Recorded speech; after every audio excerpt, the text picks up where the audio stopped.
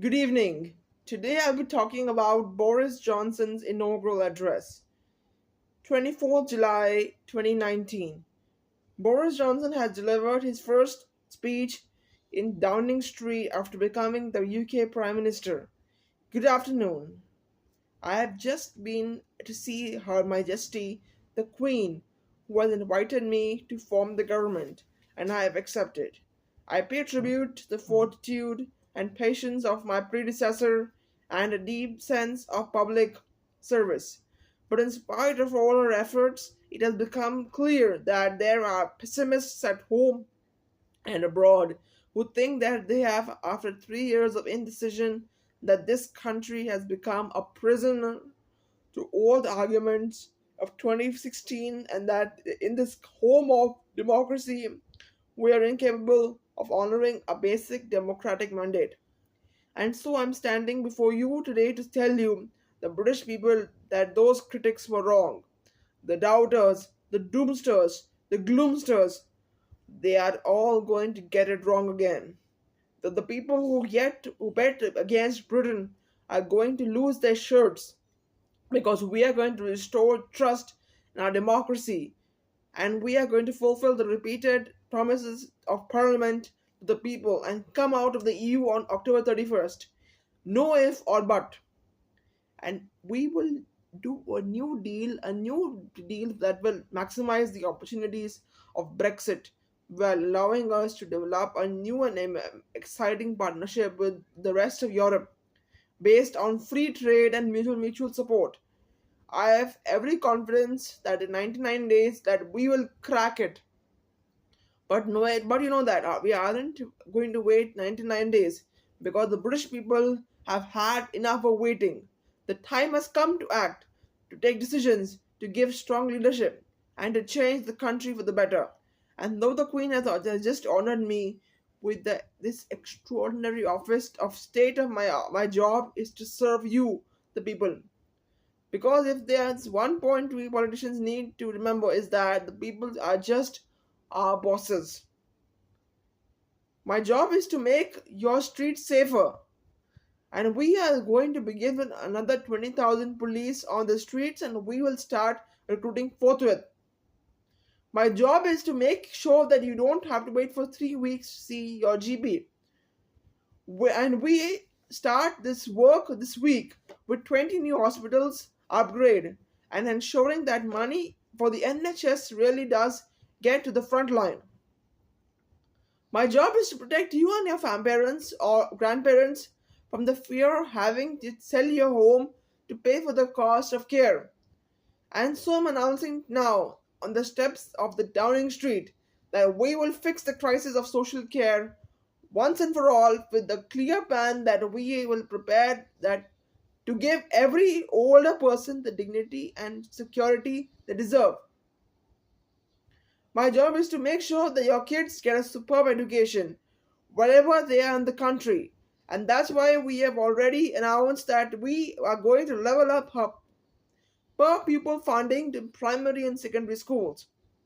And that's in the work that's immediately behind the black door. And though I'm today building a great team of men and women, I will take personal responsibility for the change I want to see. Never mind the backstop. The buck stops here. I will tell you something else about my job. It's to be the Prime Minister of the whole United Kingdom. And that means uniting our country. Answering that's the last plea of the forgotten people and the left behind towns by physically and literally renewing their ties that bind us together. So that we have safer streets and better education and fantastic roads, new network and rail infrastructure and full fiber broadband. We will level up across Britain with higher wages and higher living wages and a higher productivity. We close the opportunity gap, giving millions of young people the chance to own their own homes and give businesses the confidence to invest across the UK.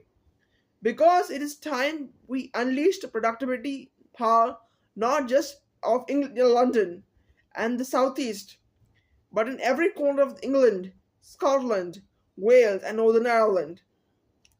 The awesome foursome that are incarnated in that red, white, and blue flag, who together are so much part of the sum of the parts, and whose brand and political personality is admired and even loved around the world. For our inventiveness, for our humor, for our universities, our scientists, our armed forces, our diplomacy, for the equality on which we insist, or the rights of every girl in the world to 12 of quality education, and for the values we stand for around the world. Everyone knows the values of that flag represents. It stands for freedom for and free speech and habeas corpus and the rule of law. And above all, it stands for democracy. And that's why we will come out of the EU on October 31st. And we must now respect that decision and create a new partnership with our European friends, as warm and as close and as affectionate as possible. And the first step is to repeat unequivocally of our guarantee to 3.2 million EU nationals now and living among us. And I say directly to you, thank you for the cooperation and the contribution to the society. Thanks for your patience, and I can assure you that absolutely this government will get the absolute certainty of the rights to live and remain. And next I say to my friends in Ireland and in Brussels and around the EU, I am convinced that we can do a deal without checks on the Irish border, because we'll refuse and under any circumstance to have such checks, and yet without that anti-democratic backstop. And let me stress that there's a vital sense in which those preparations cannot be wasted. And that is because under the circumstances, we will need to get ready at some point in the near future to get out of the EU customs union and out of regulatory control, fully determined at last to take advantage of Brexit. With high hearts and growing confidence, we will be ready to accelerate our work of getting ready. And the port will be ready, and the bank will be ready, the factory will be ready, business will be ready, and the hospitals are ready, and amazing fruit will be ready. But not just here, but around the world. And to all those who continue to prophesy disaster, I say yes, there will be difficulties. I do believe that the energy and application they will be much more far less serious than some have claimed. And to all those who say we cannot be ready, I say I don't underestimate this country. It's here in Britain that we use gene therapy for the first time to curb the most common form of blindness. Here in Britain, we are leading in the battery technology that will cut CO2 and tackle climate change to produce green jobs in the near future. So let's begin work now to create free ports that will drive growth and thousands of high-skilled jobs in the left-behind era. Let's get going now on our own position navigation and get timing satellites and Earth observation systems. UK asset operating in the space will with all the long-term strategic and commercial benefits in the country. And let's promote the welfare of animals that has become so close to the hearts of the rich people. And yes, let's start now from those free deals, because it's free trade that has done more than anything else to lift billions out of poverty.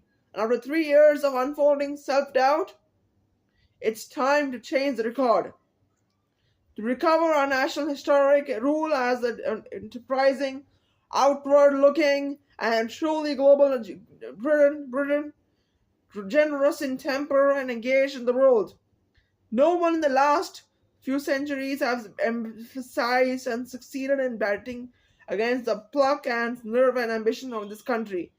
They will not be succeed today. We in the country and the government will work flat out to give this country the leadership it deserves and the work begins now. Thank you very much and good night.